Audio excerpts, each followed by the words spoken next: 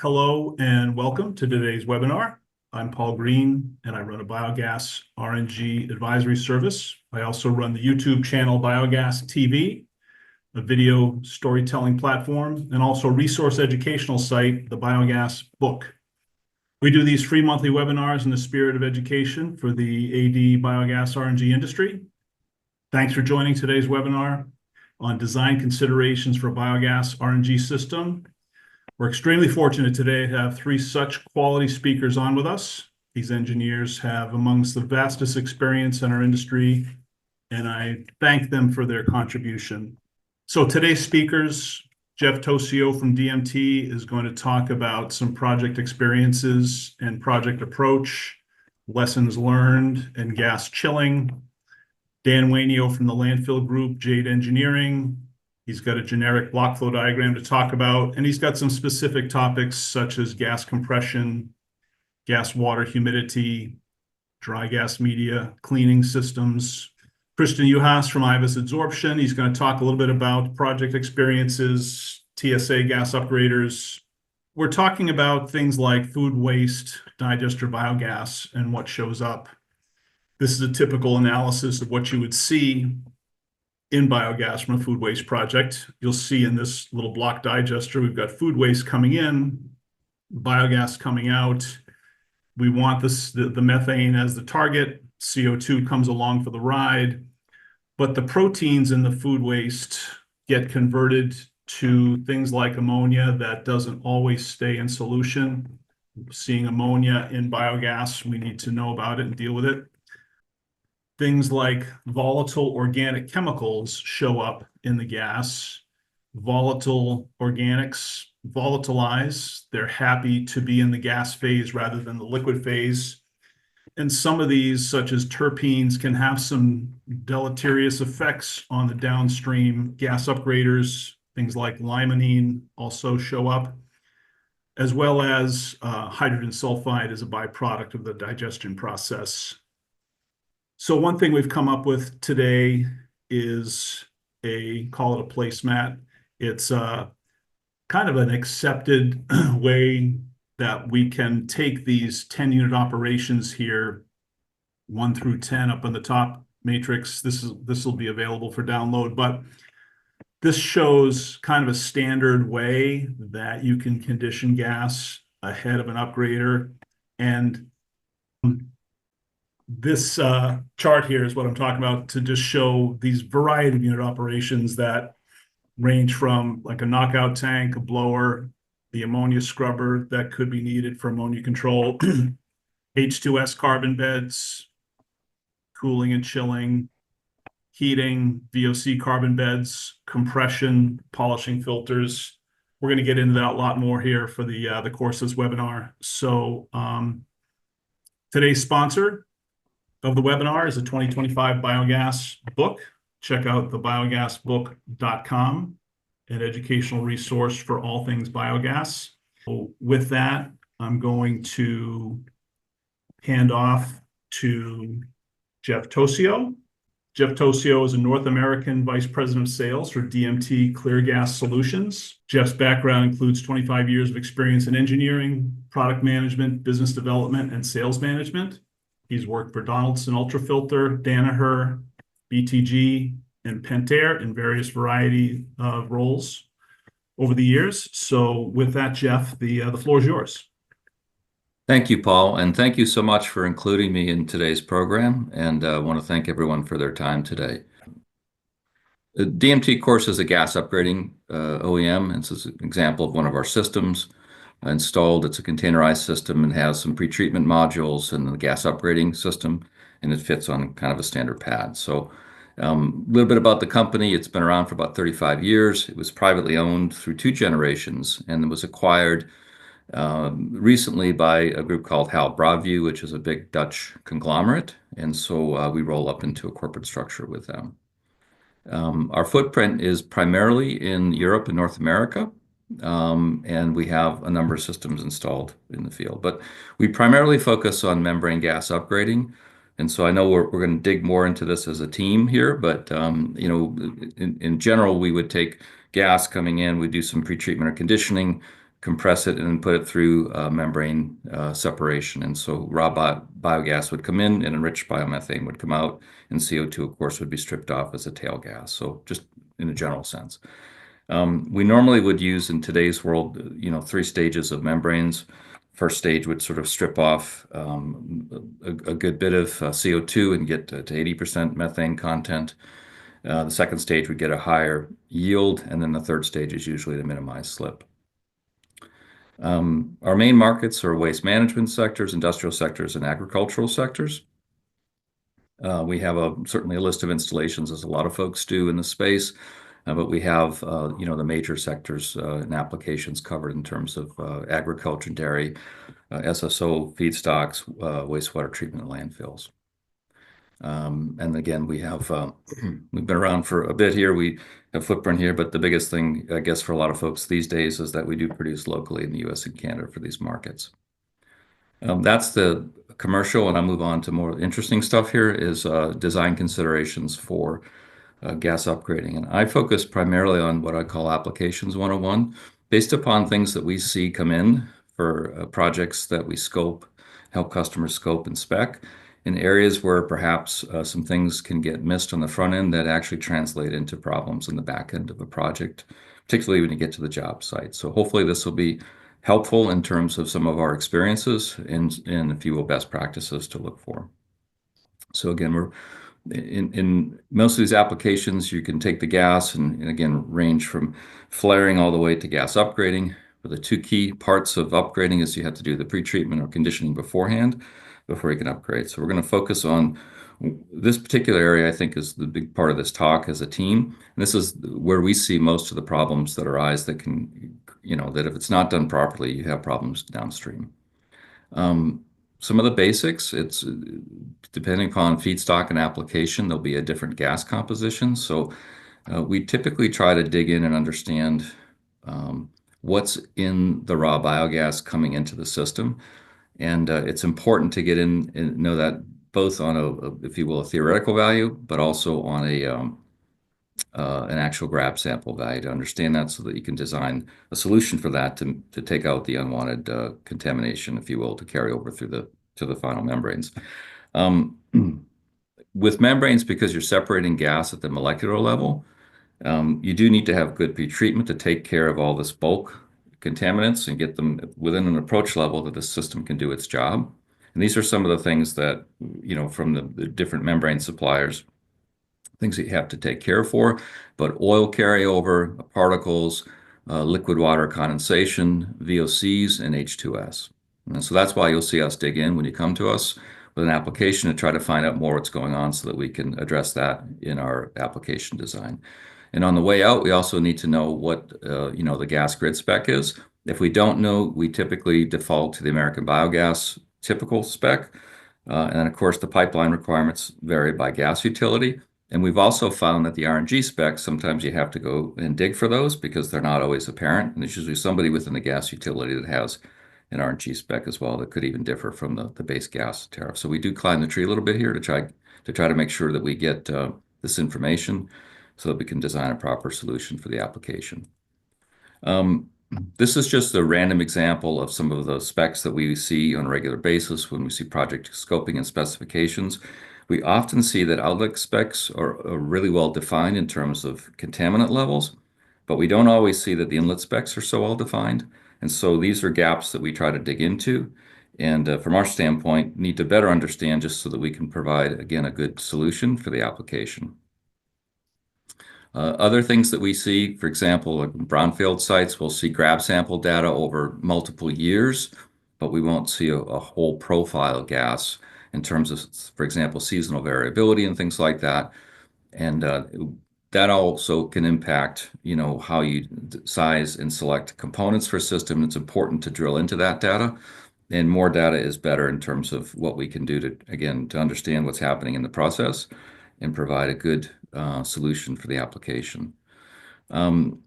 Similar things with greenfields. We usually get, again, we can get sort of a sizing calculation from an AD supplier and whatnot, but we typically get nominal and max outputs. but we don't always get the minimum. And why is this important in our world? It's turned down. And so we have seen where people tend to be fairly optimistic with gas outputs, and then where you tend to get snake bit, if you will, is on the minimum, and things have turned down. So we tend to drill into that. And these are a couple of examples of where that actually occurred in real world examples. So the first application is an SSO food waste application where a 3,000 SCFM biogas upgrading plant was supplied with a standard 50% turn down ratio per the project bid specifications. And so the operational range of the plant was from 1,500 to 3,000 SCFM. To date, the digesters that are feeding that system can only put out 600 to 1,000 SCFM of raw biogas. So you're trying to run that system well below its operational threshold and design performance envelope. In a similar application, a different market, wastewater treatment application, there's an 800 SCFM plant with a 50% turn down, an operational range of 400 to 800 SCFM. And in that particular case, the raw biogas supply is only around 120 SCFM to the system, and it is intermittent. So again, it creates these additional operational challenges downstream in the project once the site goes live, and additional wear and tear on the equipment. So anyways, we can factor in lower turndowns, but we need to plan it on the front end, because it's always more difficult, as everyone here would appreciate, to change things on the fly in a job site. In that same application, for the other things that we would dig into would be things like H2S levels. In the food waste application, the actual spec was 500 to 1,000 ppm, and all the other contaminants, even in the bid specs and the contract documents, were below detectable levels. Unfortunately, they found massive amounts of VOCs and even mercury in the raw biogas during startup, and so at that point in time, the entire pretreatment solution had to be reworked in the field, and then that carryover polluted the downstream system. In this other application, a very similar story is the H2S design spec was 1,500 ppm, and the actual H2S spec varies from 120 ppm in the summer to 8,000 ppm in the winter. In both cases, those systems are putting gas to grid on spec, but they have ongoing operational challenges. So I think the takeaway here is just really to understand that, so you can do a good job specifying that pretreatment solution. In addition, on the food waste side, if you have things like VOCs, and you have, for example, biological systems, they can also impact how they work. In this case, there was also a biological system that was used for H2S pretreatment. These VOCs got in and caused things like foaming. You had toxic components getting in and affecting the biomass, and then you had to add more and more caustic to keep the system running, again, when you didn't have enough H2S loading the system. So this just gives you an example of sort of an operational range, and then really where they were. They're well below this performance envelope. So it just creates more and more operational challenges and things that, again, if you can catch it on the front end, it helps you on the back end. And then for food waste, we know from experience that changing feedstocks are very common in food waste applications. And every time you change the feedstock, you're going to get a different raw biogas composition. And so what we have seen is that even after startup and everybody goes home from the job site, is the site will add all kinds of new feedstocks, again, as they become available. So you have to plan for this in your design approach. And I think in general, just understand that the raw biogas composition is going to change over time. Day 1 and day 3,000 are going to be different. And so you have to plan for that in what you do. And so some of the key takeaways of things that we've learned, again, looking not only day to day, but looking forensically at older projects, is, the biogas conditioning and pretreatment is the most important thing to get right in the application. Otherwise, you may have unwanted carryover that can impact your gas upgrading equipment and your system performance. And things like H2S, you have to deal with it either on the way into the system in the raw biogas, in the tail gas from the plant, or at the source with additives and additions like ferric chloride and oxygen. And if you cut corners here, you could potentially have a negative impact, on the overall performance of your system once it goes live. And so what you don't want, of course, is unplanned downtime. And that's one of the things it could lead to. So I would say there's no free lunch with the conditioning. You just have to deal with it. And the more robust solution, I think the better off you'll be in the long run. And so that's at least what we tend to do, is drill in on that and make sure that we've got a good understanding of what's happening so that we don't have an unforeseen problem downstream in the project.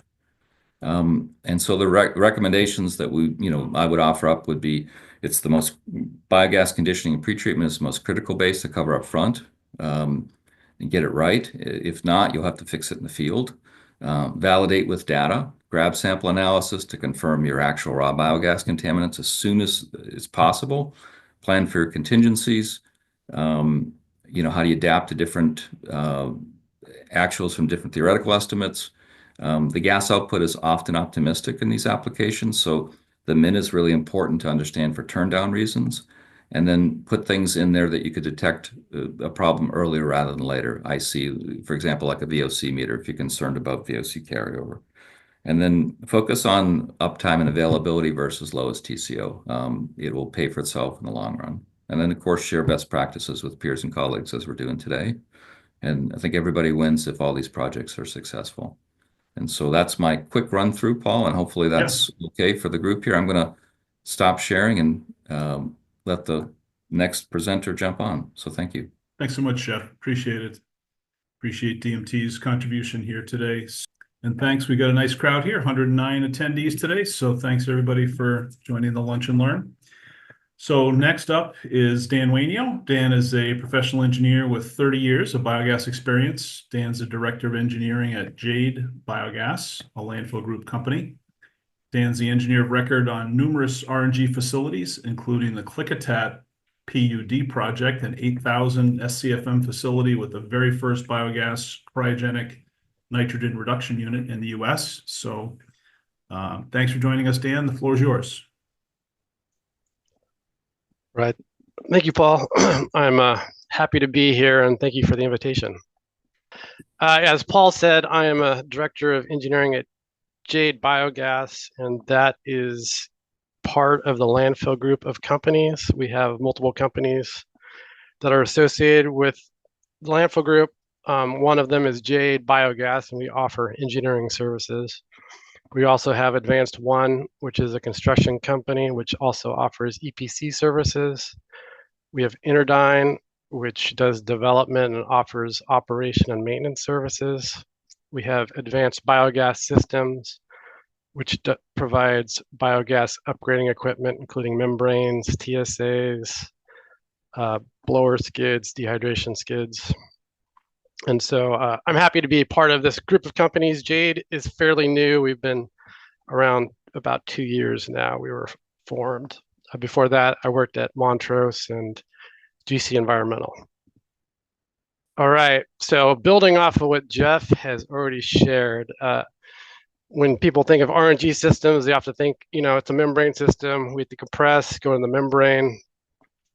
Everything is good. We meet tariff and everything's fine, but there is a lot of smaller details to worry about before you actually get to the membrane, and a lot of things that can ruin your whole RNG experience and ruin your $30 million RNG plant. So we're just going to highlight some of those things you do have to worry about in the design process. One of them is water vapor. And you have to worry about this because you have to meet your pipeline tariff with the 7 pounds per million standard cubic feet water level. So you have to remove it for that purpose, but you also have to remove it because water is going to damage things like membranes and causes rust, causes problems downstream with your equipment. We also have to worry about H2S. A lot of these projects have thousands of parts per millions of H2S. This also provides problems with equipment and rust and problems with compressors.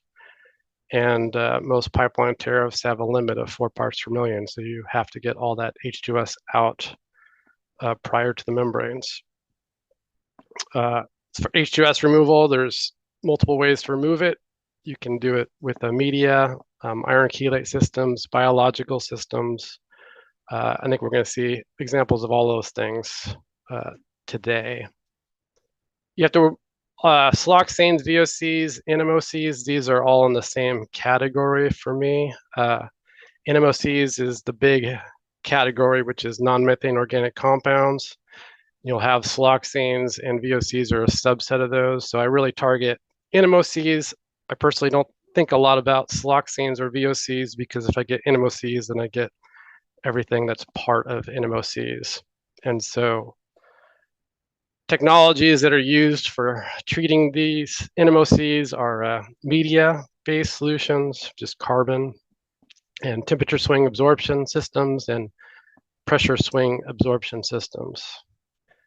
In addition, you have things that you've added to the gas yourself, so you've made it worse in the process of trying to treat it. So if you have a media-based system, which is treating siloxanes, NMOCs, or H2S, you have to worry about dust from that system going downstream and ruining your membranes or your compressors. So to provide that equipment protection, you're going to have to do some filtration after you've treated the gas. In addition, especially with oil-flooded screw compressors, you have to worry about oil carryovers because oil carryover will also ruin membranes and PSAs. I thought it would be helpful just to talk about a plant which we're currently starting up. This is a plant in North Carolina. It's sized for 4,000 SCFM, but I thought it could highlight some of the things that we're talking about in the seminar. So you can see this is a landfill plant, but biogas is fairly similar. This is dirtier biogas than you typically will see at a digester project, so there's extra treatment required. But we have a booster blower, which provides about 9 psi of pressure. From there, we go through an iron chelate H2S system, and then a polishing H2S media system, which has carbon in it. The reason why we have a iron chelate system is because there is a lot of H2S at this landfill. It's 4,000 SCFM. It's 2,000 parts per million of H2S, so that will be very expensive to operate if we only use media. So we have an iron chelate system just to keep down the operation and maintenance costs of the facility. But I'm going to talk mostly about the media side because that's sort of common with lots of RNG facilities. From there, we have 3 compressors. These are oil-flooded screw compressors. We have 3 only because these are as big as Vilter makes them. So in order to get 4,000 SCFM of treatment, we needed 3 compressors. From there, we go to cold water heat exchangers to remove water. We have a temperature swing absorption system to remove VOCs and siloxanes and NMOCs.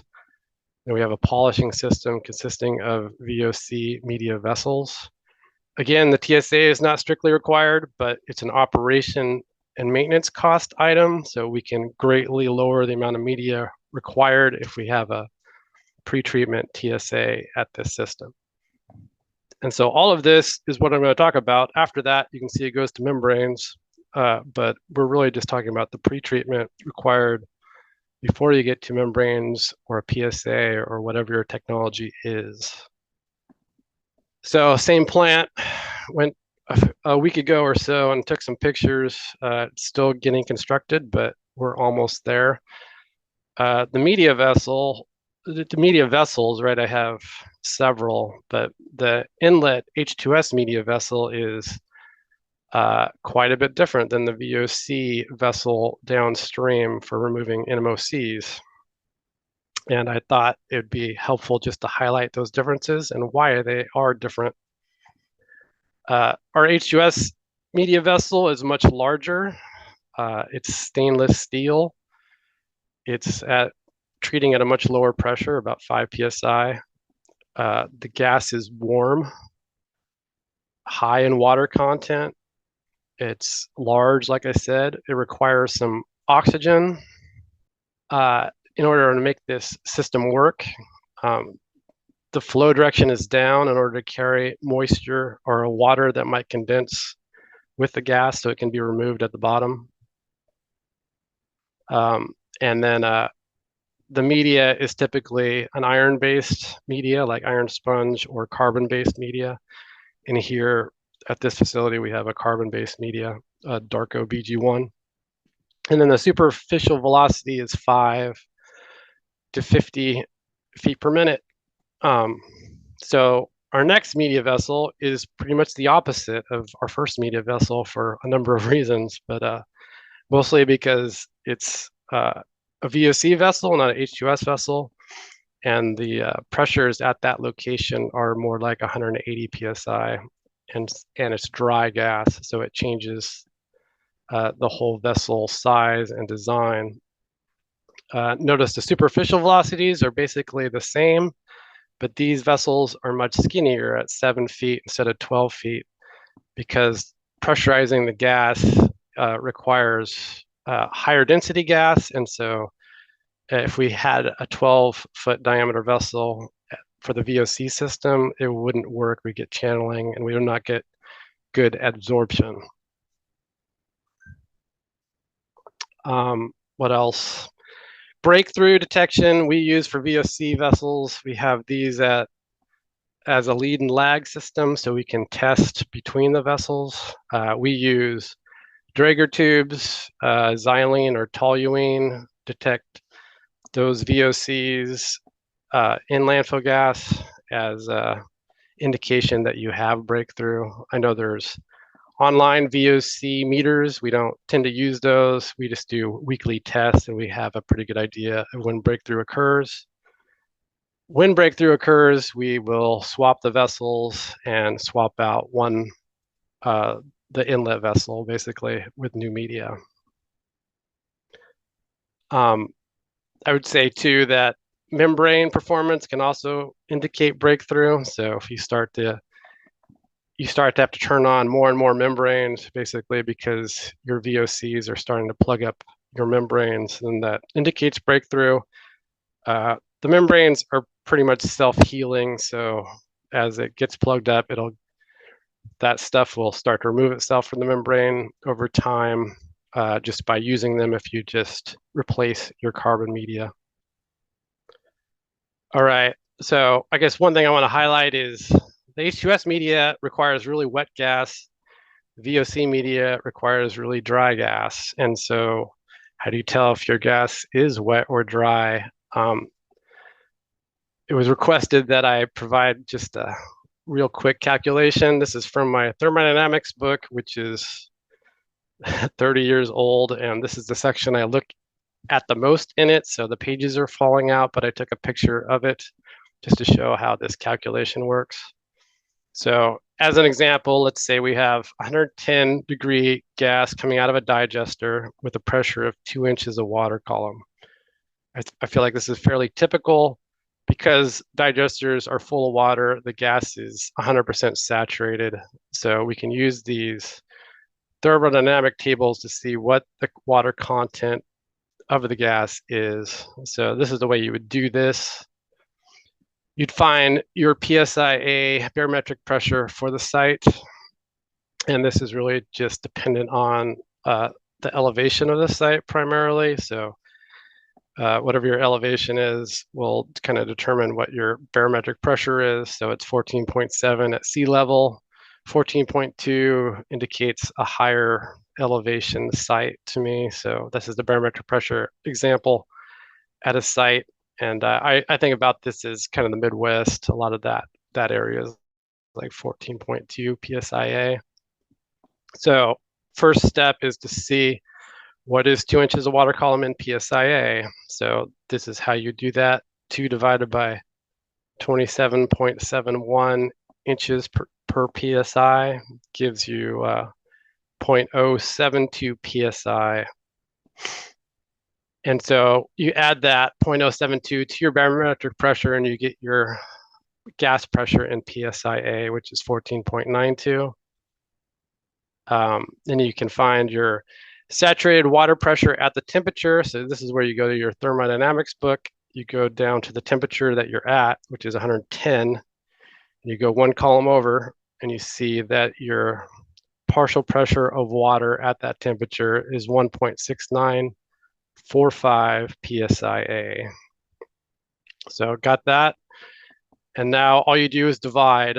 So you divide your saturated water pressure 110 is 1.2763. Sorry, I was looking at the wrong line. So 1.2763 psia divided by your gas pressure, which is 14.92, gives you an 8.5% water content in your gas by volume. This works great for the H2S vessel, your first H2S vessel. It likes all this water and it wants it to be saturated. You definitely do not want to dehydrate before you get to your H2S vessel because it will not work. So very wet coming out of the digester. So if you have a handheld monitor that says you have 65% methane and 35% carbon dioxide, that is not strictly true because they have neglected to tell you about 8% water content in the gas at that point in the process. Okay, water content example number 2, same deal, except now we're at 35 degrees Fahrenheit and pressure of 170 psi G going into the membranes. So the process is exactly the same, but at step 3, we have 0.05% water by volume. So basically, all the water has been dropped out of the process. And I would just note in step 3 that your partial pressure of water has gone down by 10-fold, and that is because of the temperature, but also the denominator of this calculation is 184.2. Your gas pressure has also gone up by 10-fold. So, half the water has been dropped out just by pressurizing the gas, and half of it has been dropped out by chilling the gas and dropping the water out. So anyways, 0.05% by water going to the membranes. Now we're very dry.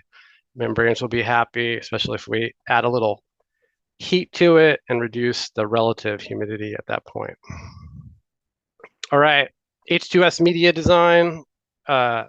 Just want to quickly go over this, kind of why we design an inlet H2S vessel this way. So we make it larger just to lower the pressure drop, and we really want as few media changes as possible because that is a disruption to the upgrading process.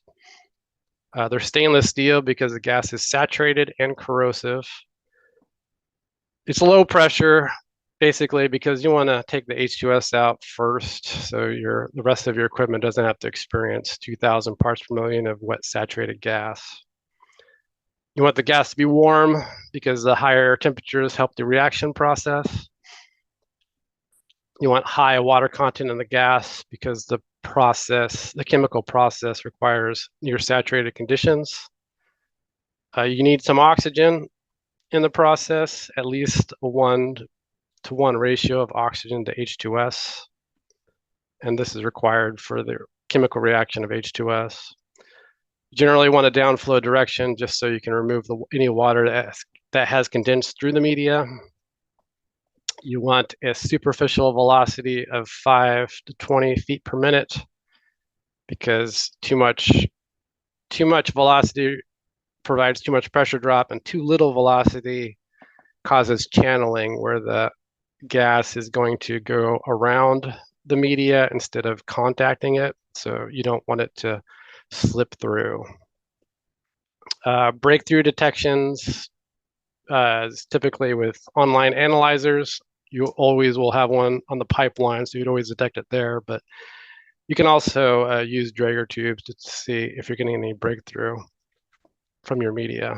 VOC, kind of the opposite. You want smaller because the gas is pressurized, so the density is a lot higher at this point.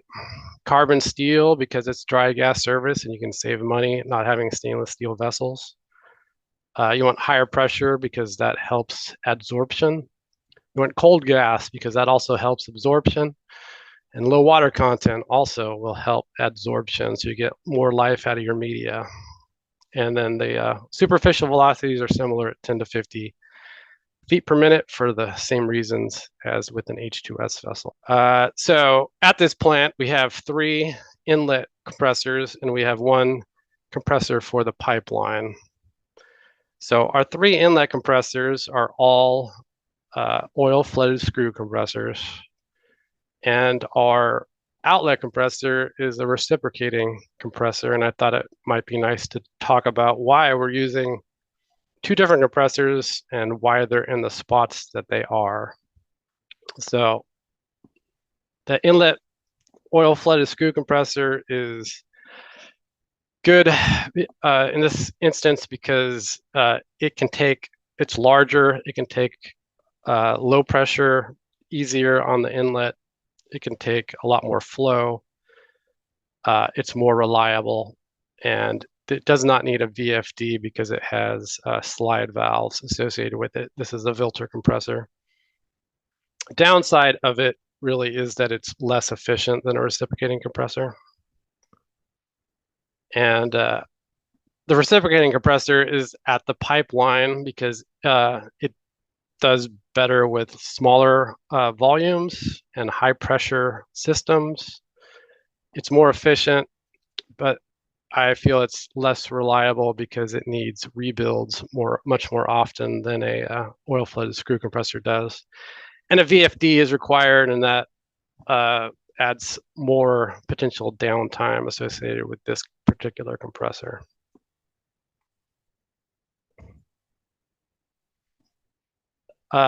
This is a PID of an oil flooded screw compressor at this site. Apologize, it looks technical, but let me just run through it just so you understand how they work.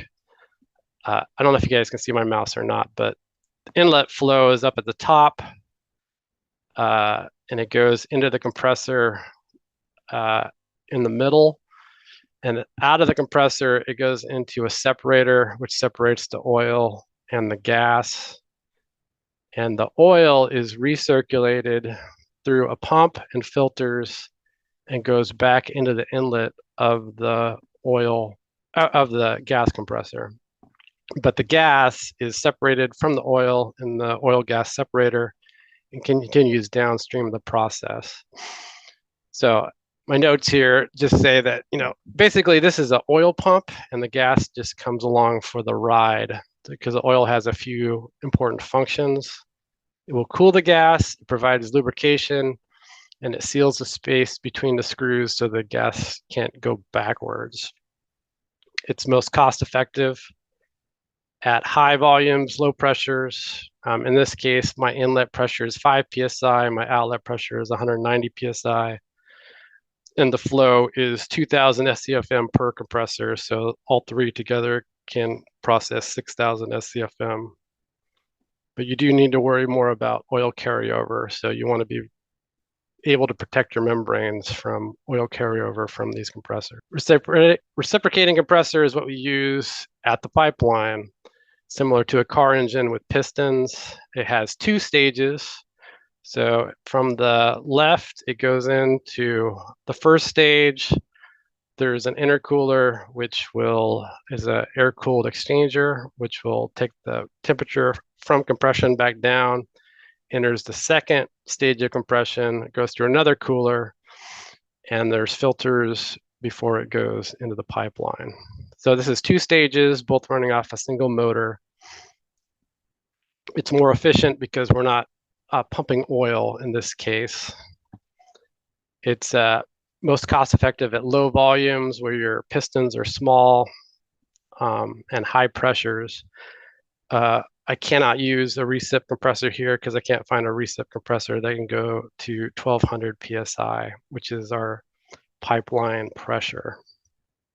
So the inlet is 180 psi, the outlet is 1200 psi, and the total flow is 2000 SCFM. I think the motor is about 400 horsepower, and each of the inlet flooded screws are 1200 horsepower. So there's a lot more horsepower going into the inlet compressors than there is into this final compressor, which is really just compressing RNG. And that's the end of this presentation. Thank you, everybody, for following through all of that. Great. Thanks, Dan. That was very informative. I appreciate that deep dive. Next up is Christian Juhas. So Christian is the VP of Innovation with IVIS Adsorption. He has a 30-year experience in the biogas industry. His background is in process engineering. He's also worked in operations, commissioning, engineering, and manufacturing. So, Christian, thank you for joining us today. The floor is yours. Thank you, Paul, for inviting me to this webinar, and thank you for the presentation.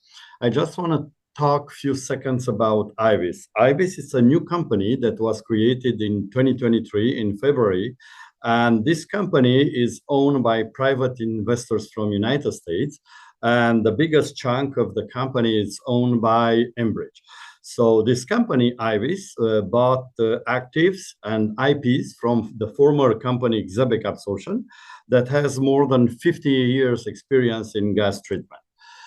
So what offer IVIS, like Xebec before, continue to offer high performance and innovative technology solution for biogas upgrading, helium and hydrogen purification, equipment for treatment and compression, and our line of filters for air and gas.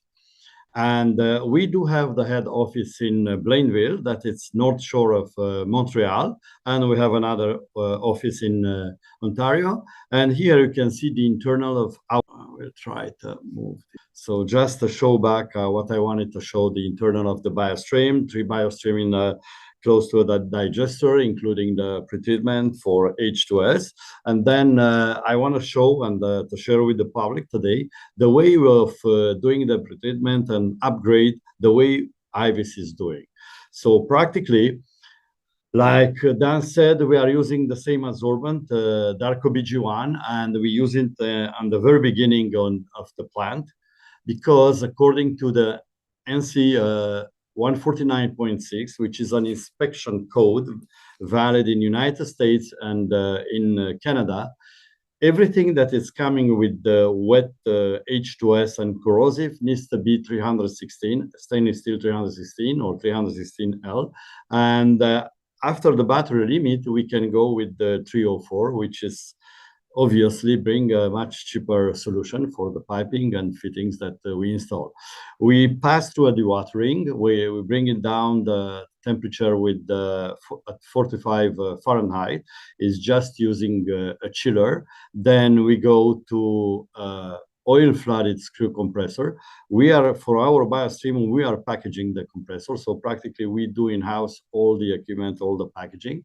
There is an air cooler, but for the sake of simplicity, I didn't show here. And we reach with the 125 PSIG pressure. We pass through a deep cooler where again, we bring the temperature to 7 degrees Celsius, 45 Fahrenheit. We pass through a battery of filters. We go through an economizer where we increase the temperature by a few degrees. So we'll be at 68 Fahrenheit.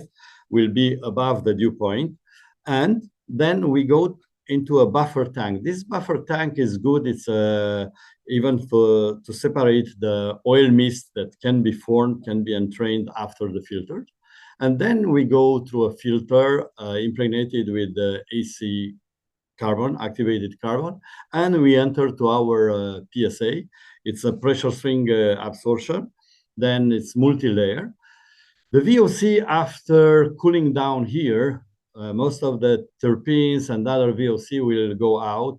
And what we saw, if I have 6 to 7 liters per hour of water, 3-4 liters in some project, they were 3-4 liters of terpenes. Practically they condensed, and if you collect in a big vessel, you're gonna see 3 layers: a layer of water, a layer of terpene, and one of oil. And then why we don't use VOC treatment more than that? Why? Because our PSA is very robust, multi-layers, and behave regeneratively.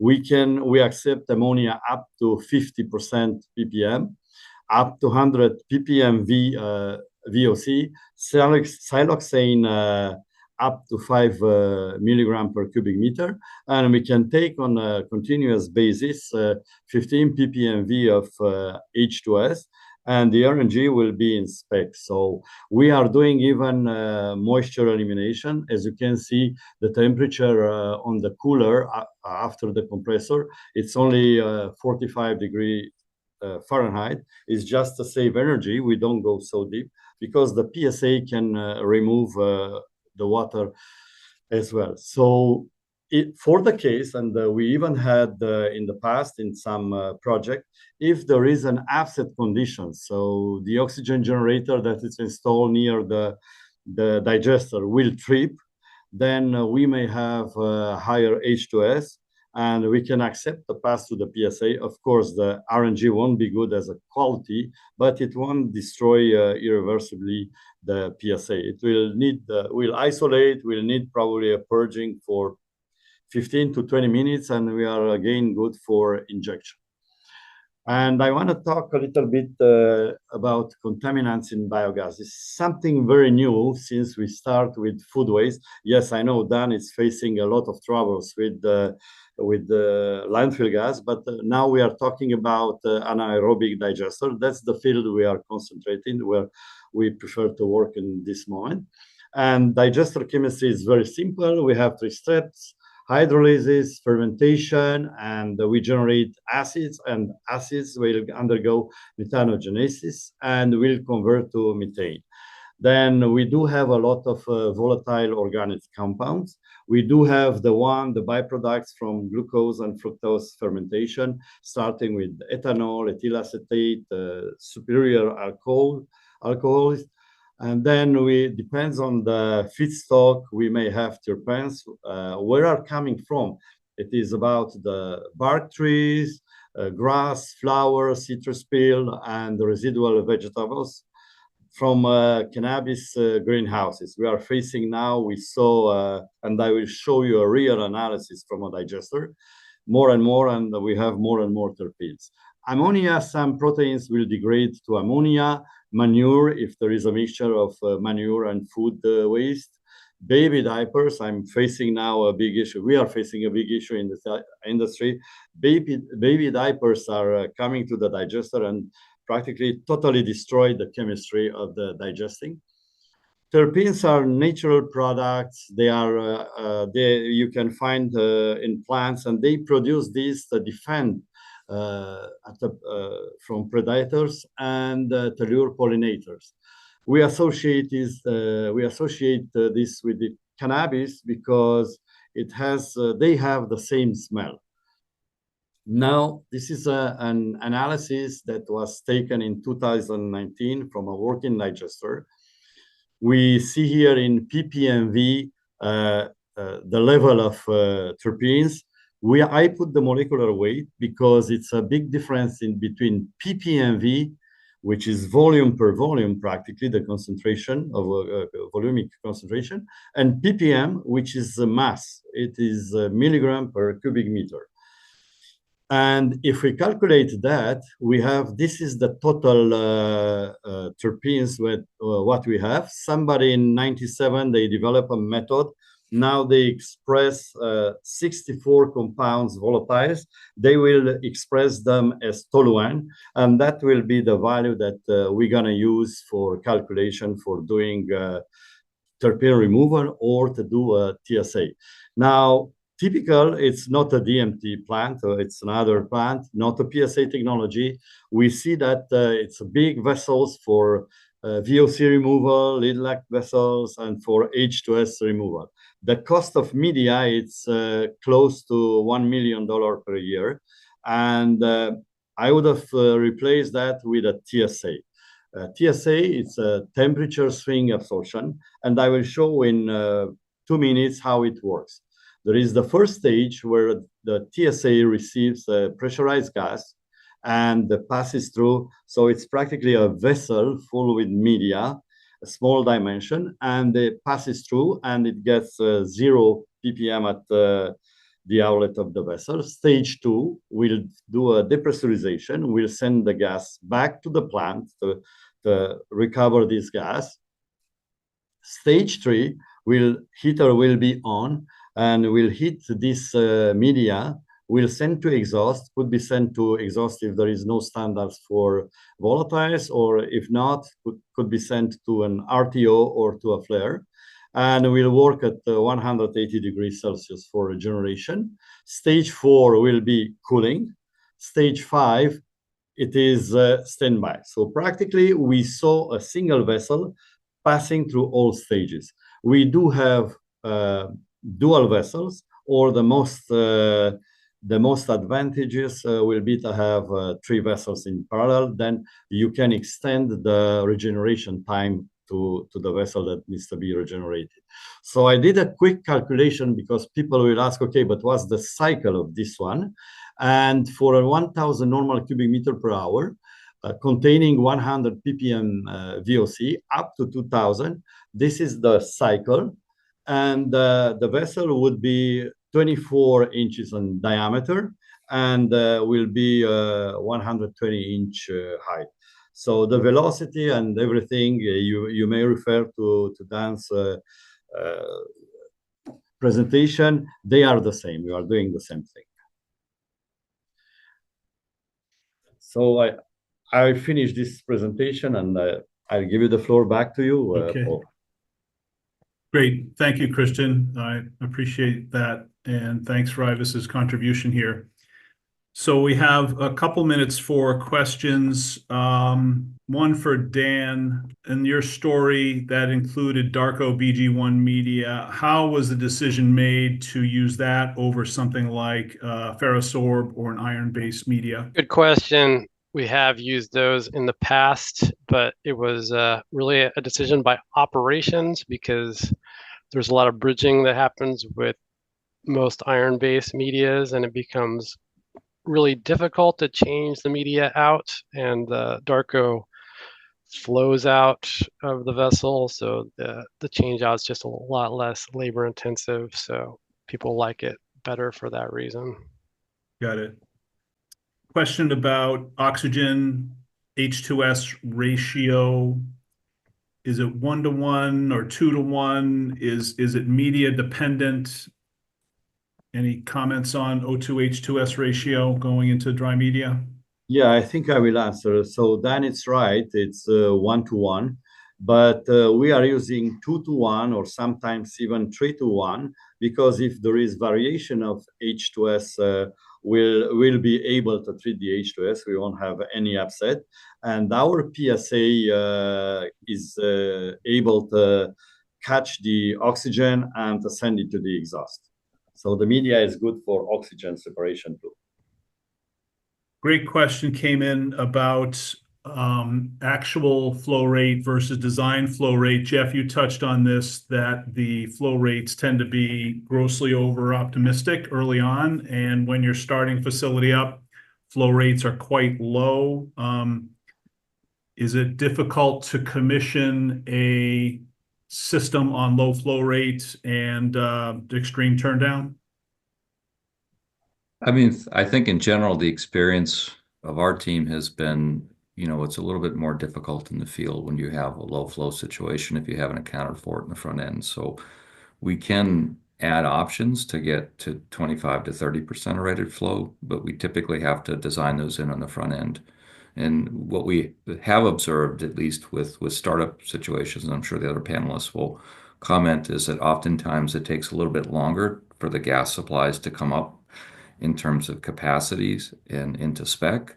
And that in that interim period, you're still trying to get the equipment to run from cold to hot commissioning.